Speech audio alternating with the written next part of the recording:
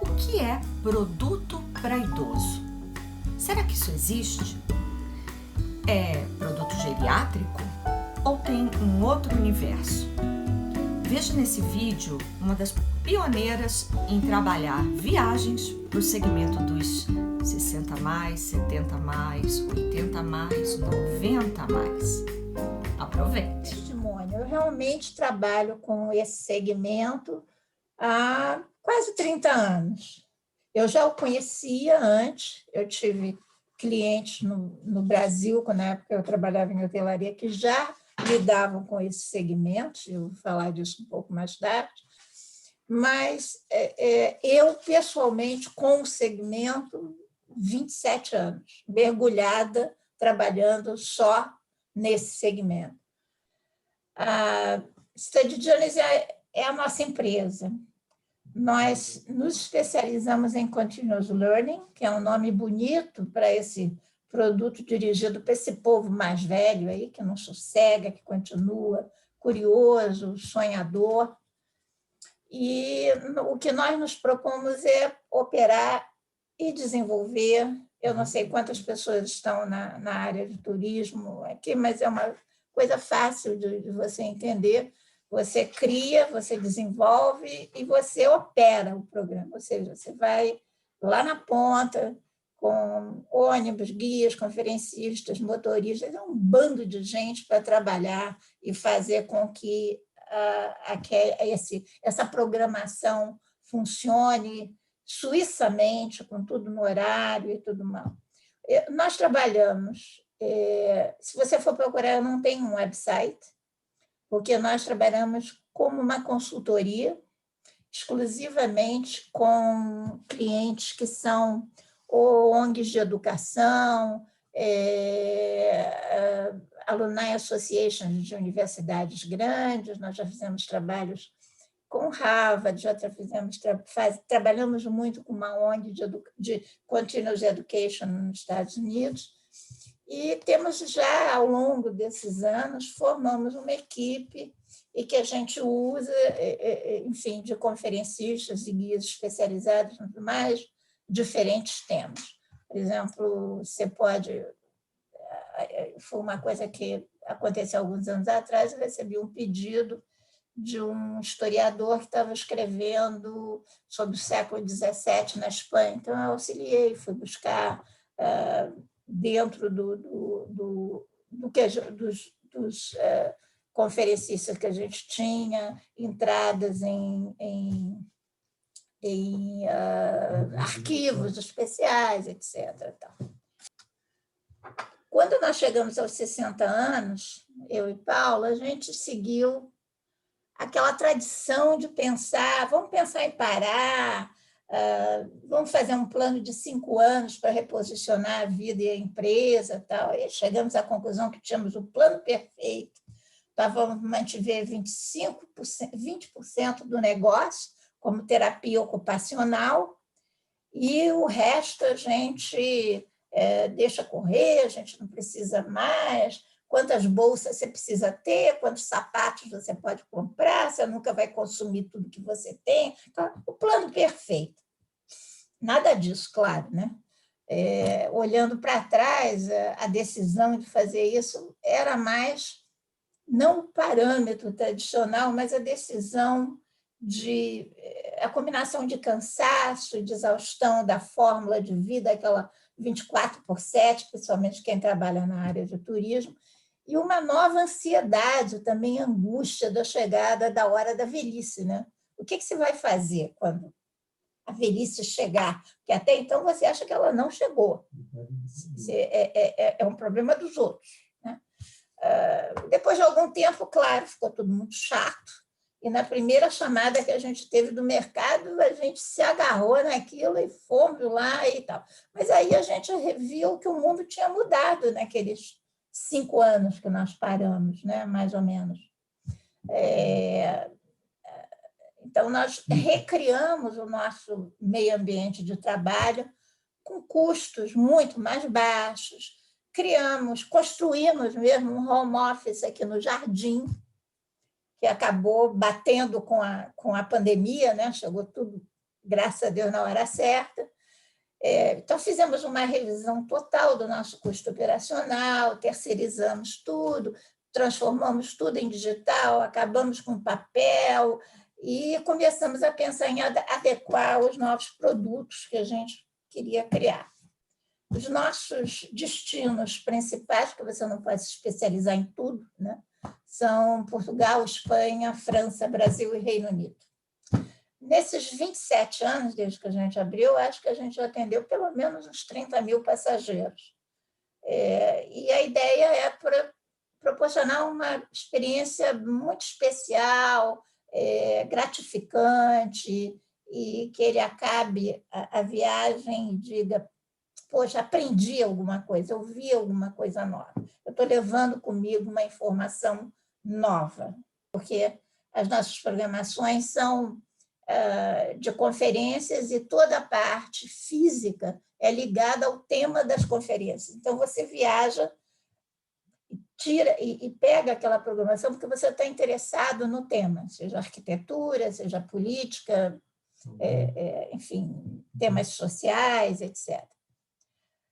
O potencial desse segmento, que é o que eu acho me trouxe até aqui para vocês, é que ele já era bem conhecido, né? E a gente começou, em 94, começamos a trabalhar exatamente nesse mesmo segmento, que naquela época tinha entre 60, 65 a, no máximo, 80 anos, no máximo.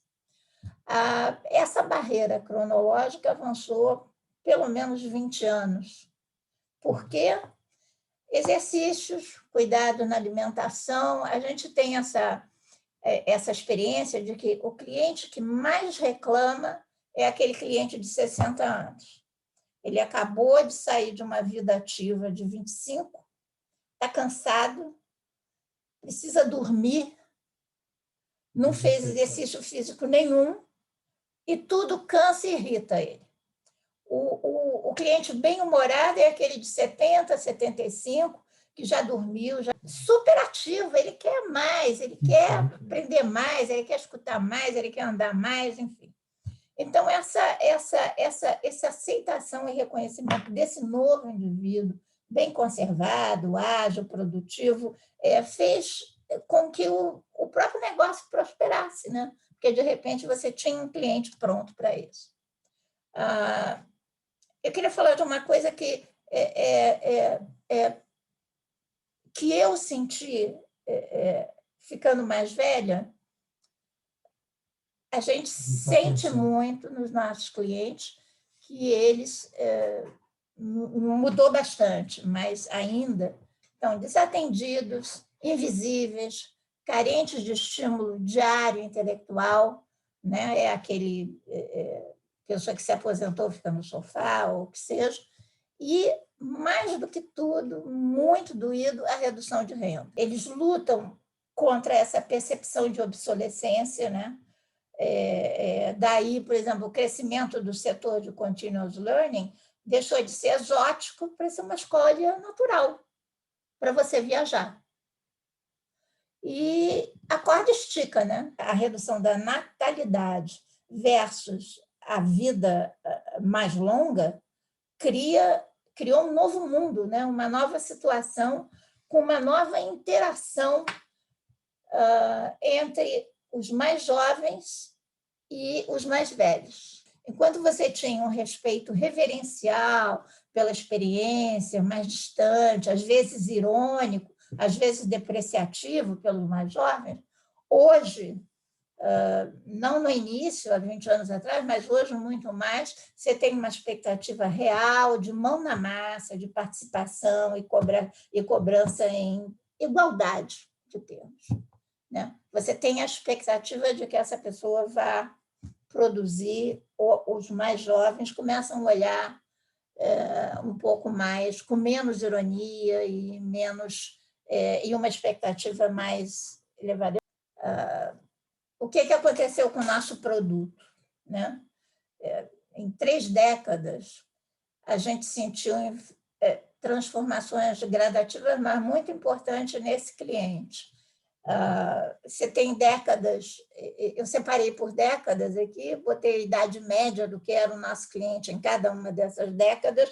Você vê como ele hoje já está em 95. E eu já tive cliente de 90 anos, 90 e pouco, andando pela selva amazônica, fazendo um tour para descobrir quais eram os remédios da selva. Enfim, você vê que a qualidade física desse cliente evoluiu muito, né? Então, enquanto a condição física dele nos anos 90 era mais restrita e ele queria um programa, uma programação metódica, previsível, ele queria ter o conteúdo de educação do programa em classe tradicional, combinada com um site, com a excursão, batendo tudo direitinho, quer dizer, se ele ia ver a fase negra de Greco de manhã no museu, ou tinha aula sobre a fase negra de o Greco tinha aula e à tarde ele ia ver exatamente aquele mesmo quadro que ele tinha analisado. E tal. Já em 2010, a gente sentiu que eles queriam mais experiências do que isso, né? Eles queriam viver mais, eles queriam ter surpresas no meio do programa, eles queriam ter coisas que não estavam escritas, que não estavam previsíveis, queriam andar mais e tal. Começou a nascer o embrião dos programas de walking e de trekking. Eles queriam programas muito mais ativos. E em 2021, hoje, já quando a gente retorna, a gente tem o cliente querendo uma imersão inclusiva, digital, muito maior e tal. Nós fomos a uma das conferências importantes que a gente foi, e talvez, se vocês tiverem a oportunidade, a Universidade de St. Gallen, na Suíça, tem um departamento chamado, eles chamam de Demografia e Desenvolvimento. Envelhecimento. Eles cuidam e tratam, pesquisam exatamente sobre envelhecimento. E isso foram as minhas notas que eu encontrei o outro dia da aula que eu tive lá. Veja só, ele fala no perfect storm, né? Quer dizer, isso é o que eles vinham vendo, eles esperavam um tsunami, né? Esse envelhecimento ia tomar conta de tudo, ia ser uma coisa assim, muito difícil de controlar, de administrar e tal. Então, ele falava em birth rates muito baixos, o custo da longevidade aumentando cada vez mais, por causa do médico, aposentadoria, etc. E os baby boomers, que eles esperavam que iam se aposentar e iam, né, ter muito dinheiro, iam viajar, iam fazer e acontecer, não aconteceu nada disso, né? Quer dizer, na realidade, do que eles previam, que eles estavam muito preocupados, não houve esse perfect storm, mas houve mudanças importantes. E os baby boomers vieram realmente mudar isso. Eu acho que os baby boomers foram essa geração de 46 para cá, que veio pressionar, mudar conceitos e trazer novos insights para quem é esse velho de hoje, né? Quem é esse idoso de hoje? Será que nome bonito a gente dê para isso? Eu queria voltar, então, para a nossa empresa, o nosso cliente, né? A nossa vivência com esse cliente, né? As preferências são, eles querem maior interação, eles querem mais movimento, não querem nada parado, mesmo os mais velhos. Eu estou falando desse cliente que tem 75, 80, 85 anos. E nós começamos tivemos que criar, que não era a nossa área de especialidade, programas ativos, programas de caminhada, programas de hiking e tal. Isso, obviamente, o reflexo do melhor condicionamento que eles têm. Acima de tudo, no nosso programa, que é cultural, educacional, proporcionar conhecimentos que ele não possa pesquisar sozinho na internet. Aí é que é o grande desafio. Outra coisa que eles não querem, e eu também não quero, e eu tenho 74 anos, nenhum rótulo de terceira idade, pelo amor de Deus. Nem Silver Market, nem Powerful Grey, nem... Eu quero ser uma pessoa só uma pessoa, igual a todo mundo. Não preciso ser destacada. E a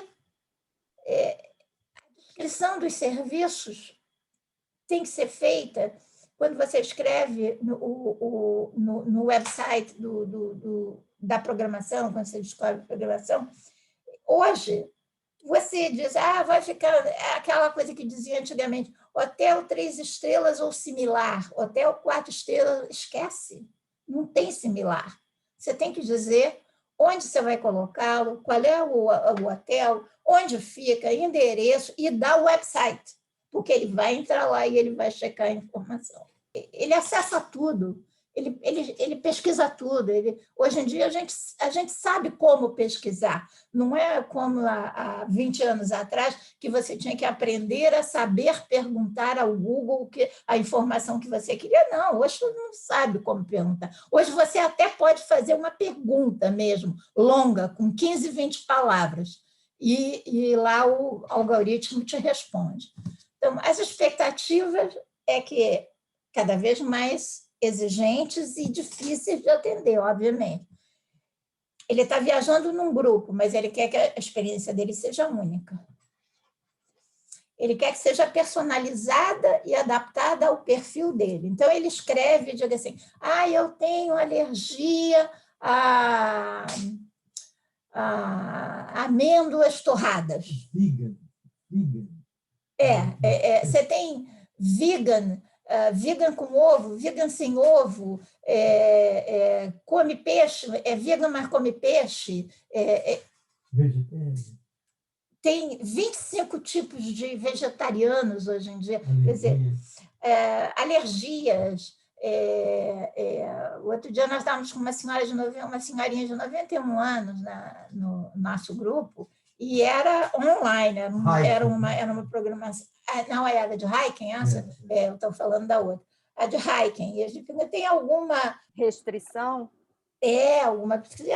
Não, eu às vezes preciso usar completamente mobile, só às vezes que eu uso uma bengala. Então, quer dizer, a própria percepção da sua restrição também é, obviamente, generosa, digamos. Né? Em geral, ele quer ter uma sensação de que ele pagou melhor, quer dizer, que ele teve algum benefício, ele quer excelência de serviços e que, na maioria das vezes, não é compatível com o preço que ele paga. Então, essa coisa de você... a coisa do barato, né? Não tem barato, a gente sabe disso, e hoje o consumidor é muito mais consciente disso do que era. Ele sabe comprar melhor, porque ele está muito consciente da necessidade dele, e ele vai na internet e pesquisa tudo que existe nessa área. Então, se ele se engana e ele compra mais barato, ele sabe o risco que ele está correndo. Eu acho que o consumidor é muito mais esclarecido hoje do que ele era há 20, 30 anos atrás, pelo acesso, o acesso à informação. E eles são muito menos tolerantes com erros, situações, sejam voluntárias ou involuntárias, e isso são os baby boomers, né? Os baby boomers querem tudo rápido, não aceitam erros, mesmo que sejam involuntários, tudo tem que ser perfeito, tudo tem que ser cronológico, tudo tem que ser rápido, e nada se justifica. As necessidades, eles querem mais conforto, né? Eles querem... a Europa, durante muitos anos, foi conhecida por ter péssimos banheiros, né? E hoje isso acabou, mas você ainda tem um residual ali. Então, ele checa isso, ele quer também mais flexibilidade, apesar dele estar num grupo, porque os nossos grupos são muito pequenos, são 10, 15 pessoas no máximo, ele quer total flexibilidade. Se ele não quiser ir, ele não vai. Se ele quiser sair, não quiser comer com um grupo porque não aguenta mais olhar para as pessoas, ele quer fazer o programa dele separadamente e tal. E isso é extremamente complicado logisticamente, às vezes. Porque, às vezes, você leva eles para uma conferência no museu lá do outro lado da cidade e o cara se perde quando vai voltar, e liga, está perdido, enfim. Logisticamente é sempre muito complicado. Eu acho que o desenho é menos a respeito do produto e mais a respeito do usuário.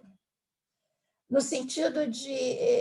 Não quer dizer que não tem que se gastar horas de pesquisa para desenvolver um produto, mas se você não entender o usuário, esquece. Você nunca vai conseguir produzir alguma coisa que realmente seja útil e que faça que ele tenha vontade de comprar o seu produto. E empatia. O jovem tendo a empatia de perceber. É muito difícil, não é a sua realidade. Você não sabe como é que é quando dói a sua junta, quando você acorda. Não tem isso, gente, é muito difícil. Um médico talvez tenha, mas será que o dia a dia dele não faz com que ele fique mais refratário a se envolver? Então, não sei. Eu venho de uma família de médicos e eu sinto que no dia a dia também cansa isso, né? Eu acho que a coisa está no menos rótulo e gera mais acerto, né? Essa interrupção da vida ativa, de aposentadoria de ativo para aposentado, praticamente desaparece hoje em dia. Você não tem mais festa de despedida por aposentadoria de quase ninguém, né? As pessoas continuam a trabalhar, precisam de dinheiro, se não é ali, é em outro lugar. E você tinha aquela coisa do bucket list, né? Você se aposentava, você tinha alguma estabilidade financeira, você sabia que ia cair o seu padrão de vida, você tinha tempo disponível e você tirava do baú seus projetos, né? Era uma oficina só para você, era uma viagem para a Europa ou alguma coisa assim que você queria. Agora você tem um novo universo de necessidade. Sua vida está mais longa, mais saudável, mas você tem menos dinheiro. Você tem necessidade de satisfação e crescimento. Você sente que a sua vida útil foi interrompida, né? Que ela não foi... você sente que ela foi interrompida, mas você gostaria que ela não tivesse sido interrompida, que ela tivesse sido reduzida, ou então você decide mudar de curso completamente. E é isso que a gente vai ver. Eu separei algumas personalidades conhecidas que fizeram isso ao longo do seu tempo. Essas crises, né? Eu vejo as crises como eclusas da sua vida, né? Você chega num barco, você entra no box, fecha atrás, seu barco sobe, você entra no outro patamar do rio e não pode voltar para trás, se quiser. Só se der a volta e vier, mas vai demorar muito e vai custar. Então, a antiga crise dos 40, 50, hoje ocorre aos 30, né? Você tem a universidade, o mestrado, o doutorado, os estágios, os 5, 10 anos do primeiro emprego, e você está queimado, você está precisando de respirar, repensar, mudar sua vida e tal. Quando você chega aos 45, 60, também acontece a mesma coisa. De repente, você começa a questionar, aí muito mais, né? Carreira, casamento, família, tal, aí você começa a quebrar todos esses paradigmas que alimentaram você esses anos todos. E a consciência de que a velhice tem que ser planejada, senão o que você vai fazer com os 20 anos que você tem pela frente. O que mais irrita o nosso consumidor é o silver market. Produtos desenhados para seniors. E todos esses nomes bonitos que vocês inventam aí, né?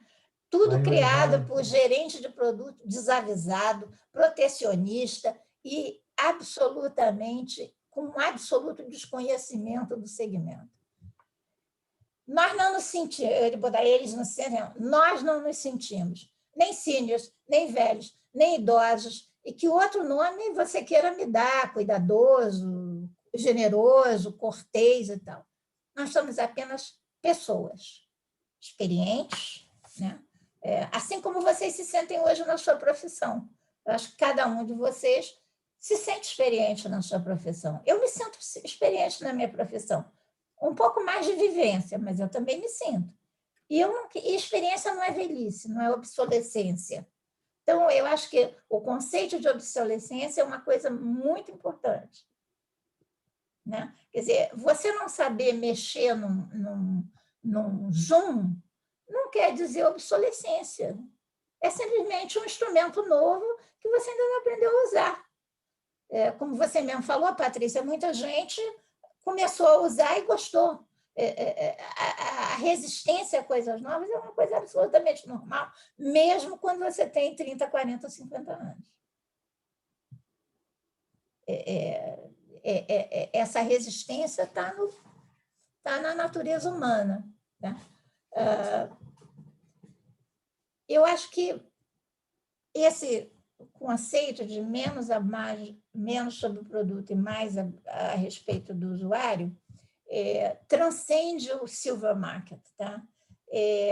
Eu acho que a linguagem de comunicação com pessoas, independente de cor, peso, gordo, magro, nacionalidade, naturalidade, qualquer forma de estigma é ruim, porque muitas das vezes você não se vê ali. Então, você pode criar uma rejeição quando não é a sua intenção. Como é que um produto desenvolvido para este tipo de público pode abranger outros segmentos? Eu acho que ele pode, por proposta, né? Você tem uma coisa de, bom, isso aí pode ser Coca-Cola, pode ser ingerida por pessoas de qualquer idade. Bem, por acidente, né? E eu tenho até um exemplo do acidente aqui para falar para vocês, e por inércia, né? O produto está lá, de repente você começa a ter um consumo por gente de maior idade que, de repente, viu utilidade naquele produto ou se identificou com ele. Mas muito no conceito de pegar um limão e fazer uma limonada, quando a pandemia começou, o nosso negócio foi wiped out. Acabou, não tinha mais nada. A gente tinha 10 grupos, né? 10, né, Paulo? 15 grupos no ano passado, desapareceram. Um dos nossos clientes principais resolveu fazer uma coisa que muita gente no setor de turismo está fazendo, criar as mesmas viagens, mas online.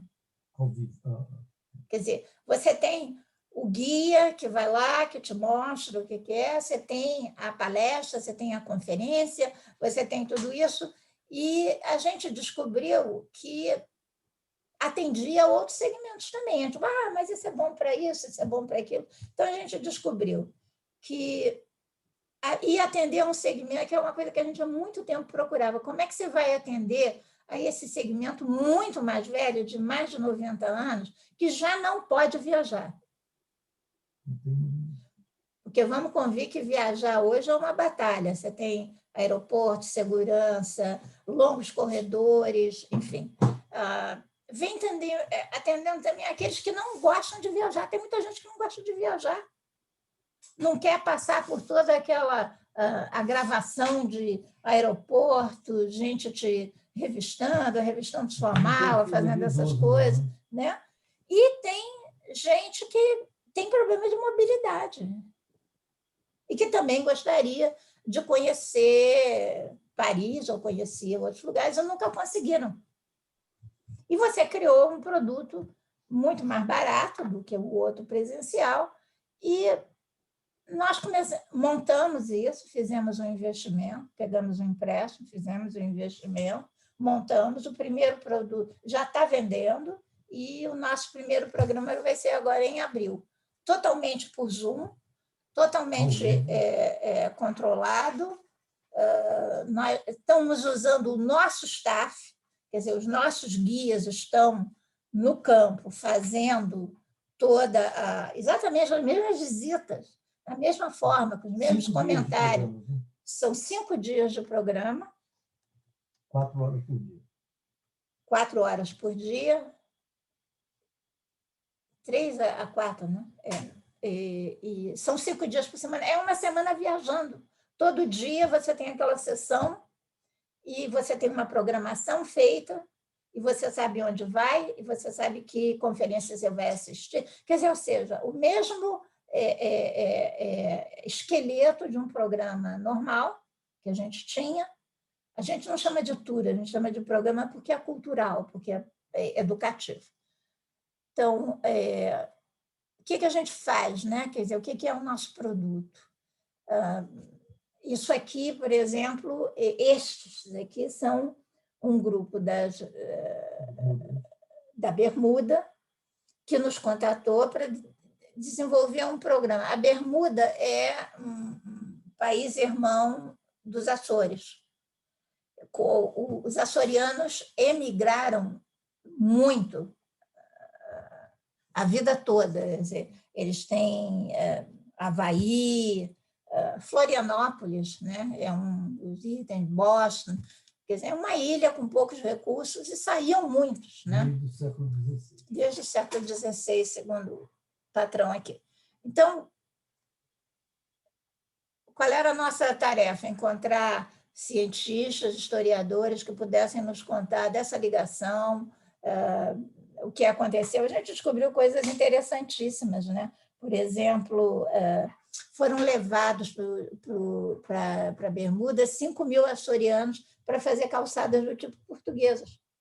Quer dizer, coisas assim, desse gênero. Isso é o que, mais ou menos, quando eu falei que eles querem saber tudo, em todos os mínimos detalhes, é como a gente apresenta o produto, com muito detalhe. E, além disso, antes deles chegarem, a gente manda toda a informação detalhada, livros para lerem antes de vir, agora são links na internet, não são mais livros e tal.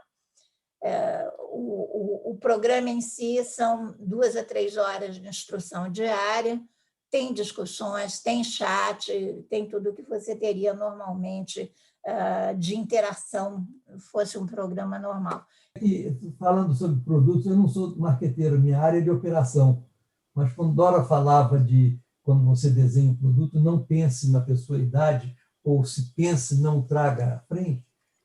No nosso programa, por exemplo, sempre que eu planejo uma viagem, eu não falo para ninguém, mas eu inspeciono os banheiros no caminho e a distância entre um banheiro e outro, ou seja, uma parada e outra. Um detalhe mínimo.